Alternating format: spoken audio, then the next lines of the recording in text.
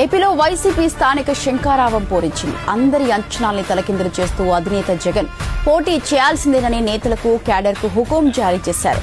ఎక్కడైనా ఏకగ్రీవాలు జరిగితే ఆ నియోజకవర్గాల ఎమ్మెల్యేకు టికెట్ ఇవ్వమోనని తెగేసి చెప్పారు. గెలిచినా ఓడినా అన్ని నియోజకవర్గాల్లో పోటీ చేయాల్సిందేనని, అందుకు ఎమ్మెల్యేలు నియోజకవర్గ ఇన్ఛార్జీలు బాధ్యత వహించాలని ఆదేశించారు. గెలుపోవటంలో పక్కన పెట్టి కార్యకర్తల మనోభావాలు స్థానిక ఎన్నికల్లో పోటీ చేయాలని ఖరాఖండిగా చెప్పారు జగన్. ఎక్కడైనా కూడా మీ నియోజకవర్గాలలో ఎక్కడైనా కూడా ఏకగ్రీవంగా ఎక్కడైనా ఎన్నిక జరిగితే మాత్రం నన్ను అడగాల్సిన పనుల క్యాండిడేట్ ఆ తర్వాత ఎన్నికల్లో పోటీ చేయడం మీరే గుర్తుపెట్టుకోండి. ఎక్కడైనా పోటీ జరగకోకుండా ఏకగ్రీవంగా ఇచ్చిపెట్టినారంటే మాత్రం ఆ తర్వాత క్యాండిడేట్ ఎమ్మెల్యే ఎలక్షన్లో క్యాండిడేట్ కాడు అని గుర్తుపెట్టుకోండి. అంత ప్రస్ఫుటంగా అంత క్రిస్టల్ క్లియర్గా చెప్తాం. ప్రతి చోట పోటీ జరగాల. ఎన్నికలు అయిపోయిన తర్వాత కూడా నేను రిపోర్ట్లు తెప్పించుకుంటాను. మీ ఎమ్మెల్యే క్యాండిడేట్ ప్రతి చోట పోటీకి నిలబెట్టాడా, క్యాండిడేట్ నిలబెట్టలేదా అనేది పోటీ రిపోర్ట్లు తెప్పించుకుంటాం. నిలబెట్టిన తర్వాత మీ ఎమ్మెల్యే క్యాండిడేట్ ఆ క్యాండిడేట్లకు ఏ విధమైన సపోర్ట్ ఇచ్చినాడు, సపోర్ట్ బాగా ఇచ్చాడా, బలంగా నిలబడ్డా మీతో పాటు, అవునా కాదా అన్న రిపోర్ట్లు కూడా తెప్పించుకుంటాం. క్యాండిడేట్ అనేవాడు కూడా క్రిటికల్ అవుతాడు.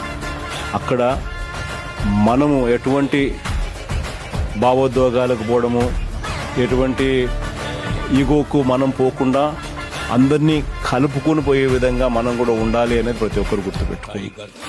ఎందుకనంటే 9 ఓట్లతో ఓడిపోయిన కేసులు ఉన్నాయి, 9 ఓట్లతో గెలిచిన కేసులు కూడా చాలా ఉన్నాయి. గెలుపు ఓటమిల మధ్య తేడా అన్నది ఎంత ఇంపార్టెంట్ అన్నది ప్రతి ఒక్కరు గుర్తుపెట్టుకోవాలి. అల్టిమేట్గా జో జీతా ఓ సికిందర్. గెలిచినోడు ఎన్నోట్లతోన్నా గెలిచి అది వేరే విషయం, గెలిచినోడు సికిందర్. ఎవడైనా కూడా ఏ పోలీస్ అధికారైనా కూడా పదవి దుర్వినియోగం చేస్తే మాత్రం ఖచ్చితంగా గుర్తుపెట్టుకుంటాం. డిజిటల్ బుక్లోకి వాళ్ళ పేర్లు ఎక్కిచ్చేసేయండి.